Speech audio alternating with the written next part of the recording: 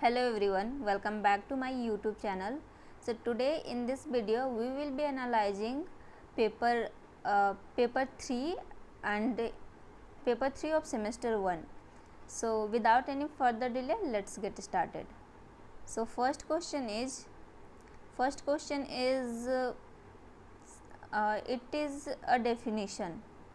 Language may be defined as any system of communication among beings through conventional symbols.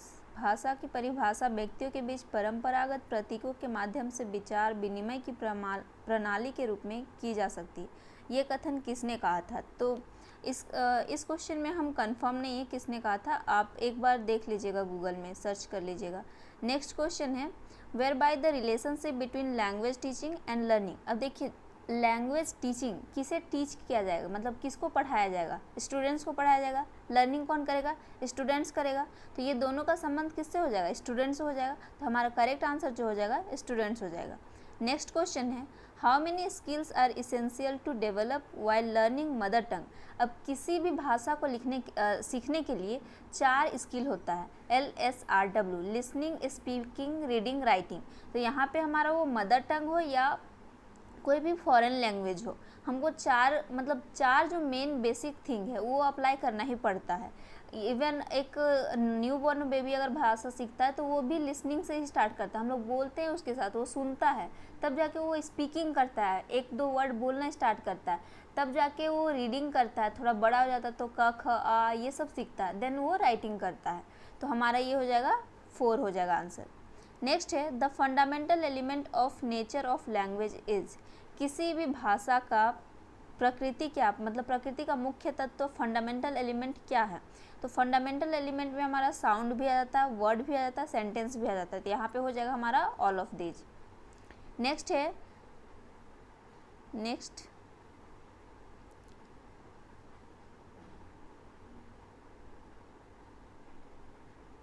Question है हमारा the number of vowels इन हिंदी। हिंदी में कितने vowels है?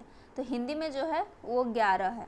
अ से लेके अ, आ, ई, हर्षी, दीर्घी, हर्षु, दीर्घी, री, ए, ऐ, ओ, औ। तो ये हमारा 11 हो जाएगा। ग्रुप बी में देखते हैं, ग्रुप बी में क्या बोल रहा है? Relation between language and society. अब बोल रहा है कि लैंग्वेज और सोसाइटी के बीच क्या रिलेशन है। तो देखिए बहुत बहुत इंपॉर्टेंट क्वेश्चन है और ये आपको जानना ही है। अब देखिए आप अपना कॉमन सेंस लगाइए, जस्ट थिंक कि क्या रिलेशन हो सकता है लैंग्वेज और सोसाइटी के बीच में। तो लैंग्वेज के बिना सोसाइटी का डेवलपमेंट हो ही नहीं सकता है। अब सोसाइटी कहते किसको है? सोसाइटी क्या होता है? ग्रुप ऑफ पीपल होता है वेयर म्यूचुअल अंडरस्टैंडिंग होता है, म्यूचुअल कन्वर्सेशन होता है। मतलब एक ऐसा सिस्टम जहाँ पे ग्रुप ऑफ पीपल तो हो लेकिन म्यूचुअल अंडरस्टैंडिंग भी होना चाहिए। अगर म्यूचुअल अंडरस्टैंडिंग नहीं हो रहा है, एक दूसरे को नहीं समझ रहा, तो सोसाइटी नहीं है। अब म्यूचुअल अंडरस्टैंडिंग उन लोग में कैसे होगा? तो भाषा के थ्रू ही होगा, भाषा के थ्रू ही बातचीत होगा। दूसरा चीज़ है कि भाषा के वजह से सोसाइटी के लोग अपने कल्चर को प्रिजर्व करके रखते हैं। तीसरा चीज़ है कि वो अपने कल्चर को ट्रांसफ़र करते हैं नेक्स्ट जनरेशन में। चौथा है कि भाषा आइडेंटिटी होता है सोसाइटी का। हम लोग जिस भी लैंग्वेज में बोलते हैं हम लोग उसी लैंग्वेज से पहचाने जाते हैं। जस्ट सपोज कोई साउथ का इंसान है, साउथ इंडिया का इंसान है, वो जिस तरीके से बोलता है हम लोग पकड़ लेते हैं कि ये मे बी तमिलनाडु का होगा और मे बी केरला का होगा, उन लोग के भाषा से पकड़ लेते हैं। या फिर कोई बिहार का हो या कोई झारखंड का हो, तो टोन से समझ में आ जाता है कि कौन कहाँ का है और वो किस कल्चर को फॉलो कर रहा होगा। तो ये एक आइडेंटिटी के रूप में ही है। तो हम लोग ये सब रिलेशन हम लोग इसमें लिख सकते हैं। तो ये बहुत ईजी क्वेश्चन है और आप इसको अच्छे से पढ़ लीजिएगा। नेक्स्ट एग्जाम जब भी अगर आप नए स्टूडेंट हैं, मतलब सेम वन के स्टूडेंट होंगे और देख रहे होंगे, तो आप इसको अच्छे से पढ़िएगा। नेक्स्ट है explain interaction between language and class. अब लैंग्वेज एंड क्लास के मीन्स लैंग्वेज और क्लास के जो बीच इंटरेक्शन होता है उसको एक्सप्लेन करना था, तो ये भी ईजी है। How will you develop the writing to learn skills of the students. बोल रहा है कि छात्रों में लिखने की क्षमता को या लिखने के कौशल को कैसे विकास करिएगा। तो लिखने के कौशल को विकास करने के लिए आप क्या क्या सुविधा दे सकते हैं क्लासरूम में। तो आप पहले तो बोल सकते हैं नोटिस लिखने के लिए, एप्लीकेशन लिखने के लिए, शॉर्ट स्टोरी लिखने के लिए, पैराग्राफ राइटिंग करवाने के लिए। ये सब लिखने का मतलब ये सब अगर लिखने के लिए बोलते हैं आप स्टूडेंट्स को, तो उन लोग का राइटिंग स्किल डेवलप होगा। तो ये सबको और अच्छे से एक्सप्लेन करके आंसर को बड़ा किया जा सकता है। Explain the role and importance of literature in learning in language learning. अब देखिए लैंग्वेज लर्निंग का मतलब एक लैंग्वेज को हम कैसे सीखते हैं। लैंग्वेज को सीखने के लिए 4 बेसिक फार्मूला हम लोग के पास है, वो है लिसनिंग, स्पीकिंग, रीडिंग, राइटिंग। अब देखिए जब भी हम लोग लिटरेचर पढ़ते हैं तो यहाँ पे लिटरेचर का रोल पूछा है, तो लिटरेचर में क्या होता है, लिटरेचर में हम लोग को रीडिंग करने का मौका मिलता है। जब हम लोग रीडिंग करते हैं तो हम लोग का वोकेबलरी बिल्ड होता है, वोकेबलरी बिल्ड होता है तो हम लोग का राइटिंग स्किल अच्छा होता है, हम लोग को ये पता चलता है कि कौन सी जगह पे कैसा वोकेबलरी यूज करना है, सही सेंटेंस लिखने जानते हैं। तो ये सब के थ्रू हमारा लिटरेचर जो है बहुत हेल्पफुल है। इट मीन्स कि हम लोग पॉइंट बना सकते हैं कि हमारा वोकेबलरी बिल्डिंग में हेल्प करता है। दूसरा चीज़ की ग्रामर सीखते हैं हम लोग, पढ़ने के बाद हम लोग को ये पता चल जाता है कि ग्रामर को कैसे अरेंज करना है एक सेंटेंस में। तीसरा चीज़ की हम लोग को a lot of information provide करवाता है। इन्फॉर्मेशन होने से ऑटोमेटिकली आपके दिमाग में अगर इन्फॉर्मेशन है किसी टॉपिक पे तो आप बोलने लग जाते हैं, मतलब थोड़ा सा बस आपको हिंट का ज़रूरत पड़ता है और आप बोलने लगते हैं। अगर आपके पास कंटेंट नहीं है किसी टॉपिक पे, जस्ट सपोज कि हम आपको पॉल्यूशन के बारे में बोलने बोले और आपको नहीं पता है तो कैसे बोलिएगा। तो लिटरेचर अगर है और लिटरेचर में पॉल्यूशन से रिलेटेड कोई स्टोरी है कुछ भी है तो आप बोल सकते हैं उस पर। तो इस तरीके से लिटरेचर का बहुत बहुत इंपॉर्टेंट रोल होता है किसी भी लैंग्वेज को सीखने के लिए। नेक्स्ट है ग्रुप सी में हमारा जो है, ग्रुप सी का क्वेश्चन इधर बीच में आ गया है, तो आप यहाँ पे देखिए ग्रुप सी यहाँ से है, पूछ रहा है कि describe the need and importance of language across the curriculum. अब पूछ रहा है कि लैंग्वेज का क्या इंपॉर्टेंस है अक्रॉस द करिकुलम। अब करिकुलम के अंदर वो सारा चीज़ आ जाता है जो एक स्कूल में जितना भी एक्टिविटीज़ एक स्कूल में करवाया जाता है वो सारा हमारा लैंग्वेज के मीन्स वो सारा हमारा आ जाता है करिकुलम के अंदर।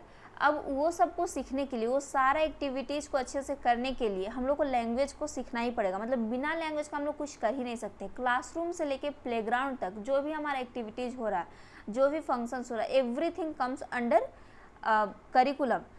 तो जो भी कुछ हम लोग को कन्वे करना होता है, जो भी थॉट कन्वे करना होता है, या टीचर जब एक स्टूडेंट्स को पढ़ा रहे होते हैं तो वो लैंग्वेज का ही यूज करते हैं। अगर बच्चा खेल रहा है प्लेग्राउंड में तो लैंग्वेज के थ्रू ही डायरेक्शन देता है कि कैसे खेलना, क्या रूल्स रेगुलेशन होगा।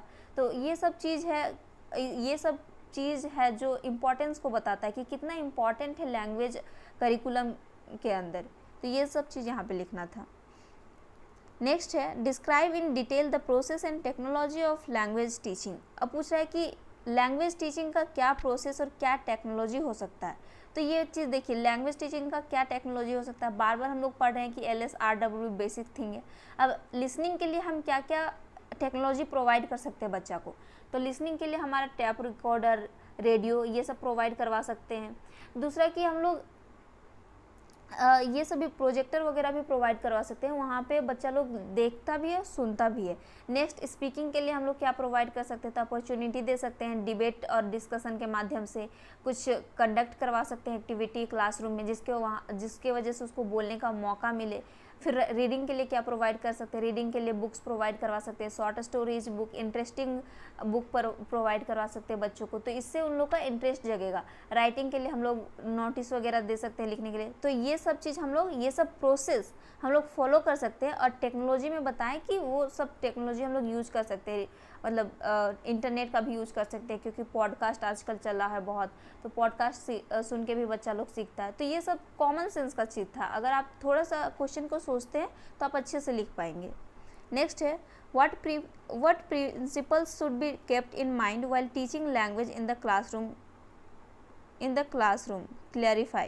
बोल रहा है कि कौन कौन से प्रिंसिपल को दिमाग में रखकर क्लासरूम में लैंग्वेज टीचिंग करवाना चाहिए। बार बार लैंग्वेज लैंग्वेज लैंग्वेज ही आ रहा है, तो आप अगर अच्छे से लैंग्वेज को पढ़ते तो हमको लगता है सारा क्वेश्चन सॉल्व हो जाएगा।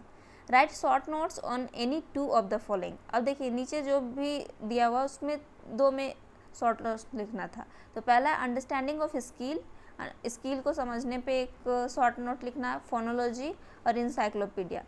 तो अगर आप पढ़ें तो इसका भी आंसर कर सकते हैं, बाकी अगर नहीं पढ़े तो यहाँ पे हम लोग को बस 2 क्वेश्चन लिखना था और बहुत सारा क्वेश्चन दिया हुआ है।